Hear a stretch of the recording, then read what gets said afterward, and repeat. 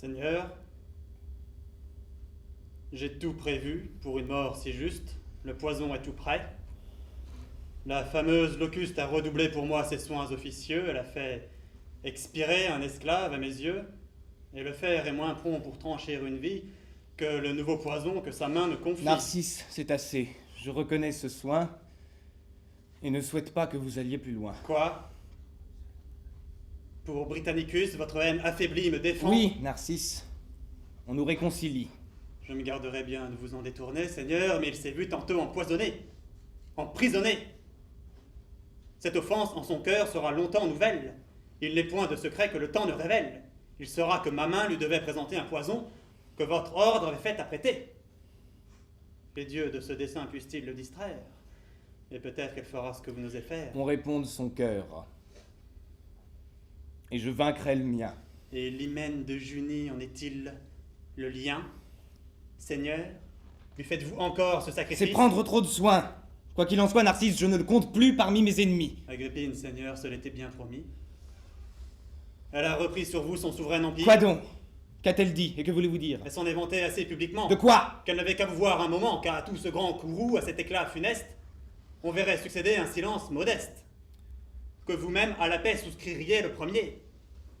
Heureux que sa bonté daignât tout oublier. Mais Narcisse, dis-moi, que veux-tu que je fasse? Je n'ai que trop de pente à punir son audace, et si je m'en croyais, ce triomphe indiscret serait bientôt suivi d'un éternel regret.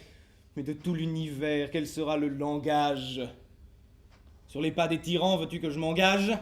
Et que Rome, effaçant tant de titres d'honneur, me laisse pour tout nom celui d'empoisonneur? Ils mettront ma vengeance au rang des parricides. Et prenez-vous, Seigneur, leur caprice pour guide? Avez-vous prétendu qu'ils se tairaient toujours? Est-ce à vous de prêter l'oreille? À leur discours, de vos propres désirs, perdrez-vous la mémoire? Et serez-vous le seul que vous n'oserez croire? Mais Seigneur, les Romains ne vous sont pas connus. Non, non, dans leurs discours, ils sont plus retenus. Tant de précautions affaiblit votre règne. Ils croiront mériter, en effet, qu'on les craigne. Aux joues, depuis longtemps, ils se sont façonnés. Ils adorent la main qui les tient enchaînés. Vous les verrez toujours ardents à vous complaire. Leur prompte servitude a fatigué Tibère. Moi-même, revêtu d'un pouvoir emprunté que je reçus de Claude avec la liberté, j'ai 100 fois dans le cours de ma gloire passé tenter leur patience et ne les point lassé. D'un empoisonnement, vous craignez la noirceur? Faites périr le frère, abandonnez la sœur. Rome, sur ses autels prodiguant des victimes, fussent-ils innocents, leur trouvera des crimes. Vous verrez mettre au rang des jours infortunés ceux où jadis la sœur et le frère sont nés. Narcisse, encore un coup, je ne puis l'entreprendre, j'ai promis à Burrus. Il a fallu me rendre. Je ne veux point encore, en lui manquant de foi, donner à sa vertu des armes contre moi. J'oppose à ses raisons un courage inutile, je n'écoute point avec un cœur tranquille. Burrus ne pense pas. Seigneur, tout ce qu'il dit, son adroite vertu ménage son crédit. Ou plutôt, ils n'ont tous qu'une même pensée, ils verraient par ce coup leur puissance abaissée. Vous seriez libre alors, et devant vous, ces maîtres orgueilleux fléchiraient, comme nous. Quoi donc, ignorez-vous tout ce qu'ils osent dire? Néron, s'ils en sont crus, n'est point né pour l'Empire. Il ne dit, il ne fait que ce qu'on lui prescrit. Burrus, qu'on dit son cœur, Sénèque, son esprit. Pour toute ambition, pour vertu singulière, il excelle à conduire des chars dans la carrière, à disputer des prix indignes de ses mains, à se donner lui-même en spectacle aux Romains, à venir réciter sa voix sur un théâtre, à réciter des chants qu'il veut qu'on idolâtre, tandis que les soldats de moment en moment vont arracher pour lui les applaudissements. Ah! Ne voulez-vous pas le forcer à se taire? Bien, Narcisse. Allons voir ce que nous devons faire.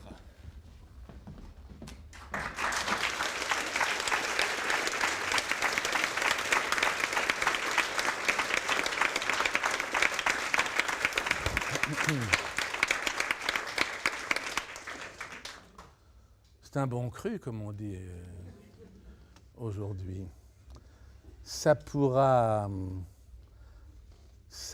faire une belle troupe, tout ça, s'il reste solidaire pour affronter l'ennemi. Comme dit M. Aldas, l'essentiel, c'est de connaître son ennemi. Après, on peut dire, comme Sacha Guitry, « Mon Dieu, protégez-moi de mes amis, mes ennemis, je m'en charge. »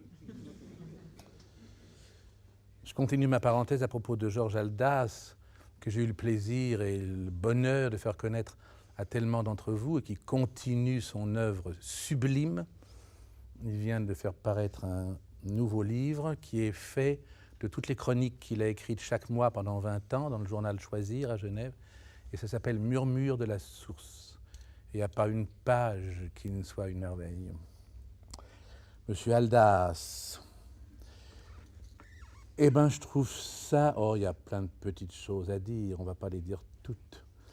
Mais je trouve ça mieux que bien, parce que c'est très difficile, parce que c'est difficile de prendre Néron à ce moment-là de l'action, comme ça, en marche, sans avoir joué ce qui précède. Cela dit, tu es fait pour jouer ce rôle un jour, le plus vite possible d'ailleurs.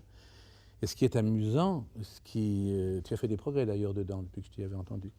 Ce qui est amusant, ce qui est intéressant, ce qui me plaît beaucoup, mais là le passé est en cause, comme tout à l'heure pour Annick, quand je parlais des progrès, ce qui me séduit beaucoup chez Pierre Narcisse, c'est qu'en fait il est créé pour jouer Britannicus et qu'il joue là un rôle qui n'est pas censé être dans ses moyens, ni dans ses cordes pour l'instant, puis un rôle d'homme d'âge, d'homme de poids, même si ce n'est pas un vieillard. Et ça, tu le fais bien. Tu le fais d'autant mieux qu'en général, lorsqu'on aborde Narcisse, il y a beaucoup de malentendus aussi. Quand on aborde Narcisse, jeune surtout, mais d'autres s'en chargent, c'est qu'on en voit le côté Basile, le côté côteleux, le côté couleur de Murat, je me glisse, sournois, etc., comme ça, qui est son apparence, qui est son fantôme, si je peux dire. Et on oublie très souvent qu'il est le meneur de toute la pièce et qu'il a l'ambition forcenée d'arriver au sommet, et que tout ce qui se fait, tout ce qui se dit, c'est parce qu'il met en présence, au moment crucial, des gens qui ne devraient pas se rencontrer, etc. Il manigance tout ça. C'est un personnage d'impatience qui se dissimule par une espèce de retenue, comme ça.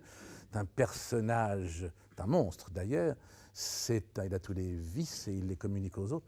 C'est un personnage perdu, pas de dettes et de crimes, mais de crimes en tout cas, oui, et qui a à l'intérieur un frémissement de haine, d'ambition. C'est ce que Clarion rendait bien, qui ne jouait pas bien tout le parcours du rôle, mais pour nous rendre heureux, perdons les misérables, personnage redoutable, qui est naturellement très loin d'un jeune homme, très loin de la nature de Pierre, et on sent que c'est quand même comme ça que tu le conçois. J'aime bien l'entrée, j'aime bien ce temps, j'aime bien ce regard, parce que là c'est toujours pareil, 4e acte, hein, il s'est passé plein de choses avant, et quand on arrive vers la fin d'une pièce, il faut tenir compte que tout ce qu'on fait, même si on est sorti de scène entre-temps, il continue à se passer des choses en coulisses, le personnage continue à vivre, et puis surtout, tout ce qu'on fait, même si c'est une chose souriante ou détendue, elle vient s'ajouter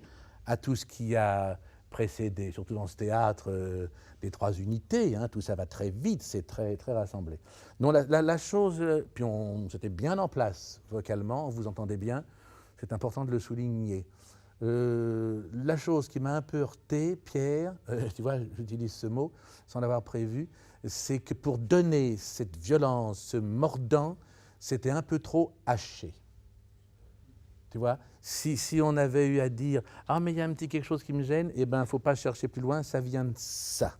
Tu as un tout petit peu trop alexandrinisé comme ça, systématiquement, alors qu'à d'autres moments, pas du tout. Tu sais, dès le début, quelle est cette jolie respiration que tu as eue, elle a fait expirer un esclave. Il faut toujours trouver comme ça la respiration, encore une fois qu'elle a, comme elle disait, là où on ne vous y attend pas, de manière à ce que quelques sentiments qu'on traduise, il y ait quand même le legato, il y ait quand même la fluidité. Et puis peut-être as-tu donné, moi ça me faisait plaisir d'autre part que tu le donnes et que tu puisses le donner si justement, mais comme il faut qu'une scène ait une progression, tu as donné peut-être un petit peu trop de violence extériorisée à l'avant-dernière tirade, tu vois.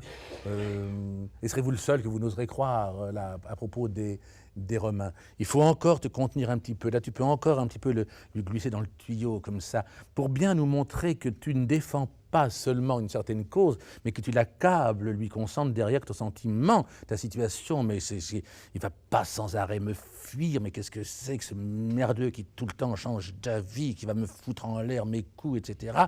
Car dès le début, il le sent par la présence de Burrus. Et là, il faut que ce soit encore un petit peu plus venimeux. Et puis, en se disant perdu pour perdu, il faut qu'il y ait une marge de plus pour Burrus ne pense pas, Seigneur, tout ce qu'il dit. Et là, tu peux donner effectivement. Et là, celle-là, tu l'as mieux phrasée. Tu suivais mieux le mouvement, les regards étaient bons. Non, quand on pense, parce que moi-même, c'est des choses que j'oublie quelquefois. Et heureusement, et puis je ne changerai rien à ma manière de faire, c'est que ce sont des rôles que même à 30, 40, 50, 60 ans, tout ce que vous travaillez, on se dit, mais comment faire? Et Gaby Morley, sur son lit de mort, je commence à comprendre comment j'aurais pu jouer. Bon. Et puis que j'exige de vous, non seulement de vous en rapprocher au maximum, mais tels qu'on les jouait quand on ne les trahissait pas. C'est-à-dire avec une perfection technique, une rigueur, une économie de moyens, une fidélité à l'intelligence du texte, au style. C'est très difficile, mais vous pouvez m'en remercier parce que c'est comme ça que je vous prépare à affronter après le pire.